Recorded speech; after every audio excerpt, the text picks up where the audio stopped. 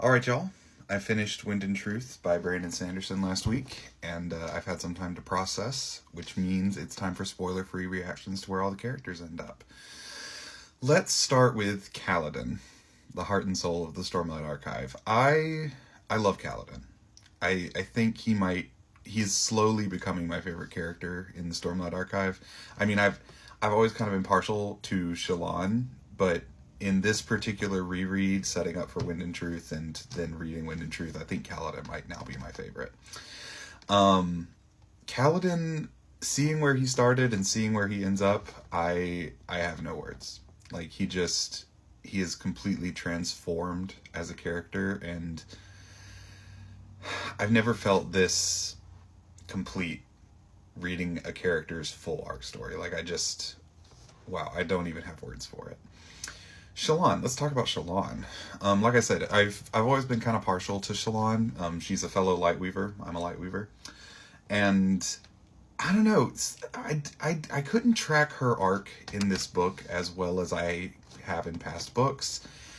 And, like, I could see it from a technical standpoint. Like, I could see the technical signposts that Sanderson was putting in place, but I wasn't feeling the arc in the way that I have in past books. And so I felt like she ended in a really weird place. I'm not sure where she goes from here. I can definitely see where Kaladin goes. I can see where Adolin's about to go. We'll talk about him in a second. But I'm not sure what's about to happen with Shallan, and particularly setting up for Arc 2. Adolin, let's talk about Adolin. Adolin, if Kaladin is my favorite character, Adolin's my second favorite, because I can see him slowly growing into the leader that Dalinar could never be. And we'll talk about my feelings about Dalinar, but oh god, I can't stand Dalinar. Anyway, Adolin, particularly in this book, with the emphasis on his people skills and the way he deals with certain relationships in this book, I can see him, like I said, growing into the leader Dalinar could ever be, and I hope we get to see him really come into his own in part 2, in the second arc. Moving on to the Truth Watchers. If you know, you know. I'm here for it. I'm so here for it. I am... They're cuties. I'm here for it. Let's do it. Let's talk about Dalinar. Because it's going to sound like I'm being sarcastic, but I'm actually really not mad about it.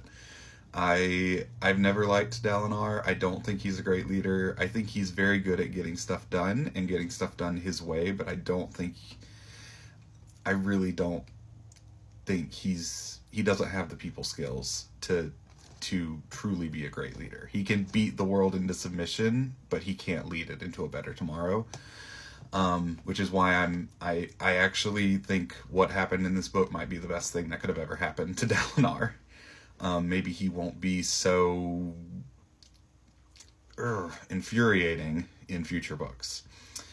That being said, I'm also really not mad about what happened with Taravangian.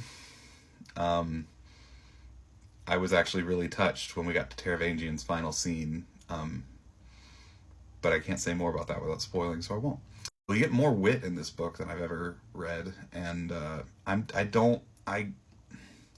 maybe if I had read Mistborn before I read this series, I would be more, like, here for the wit portions, because I love Hoyd as a character. Like, the reason I decided to dive into the Cosmere full force was because I read Tress of the Emerald Sea, and I just loved the voice of Hoyd narrating that book.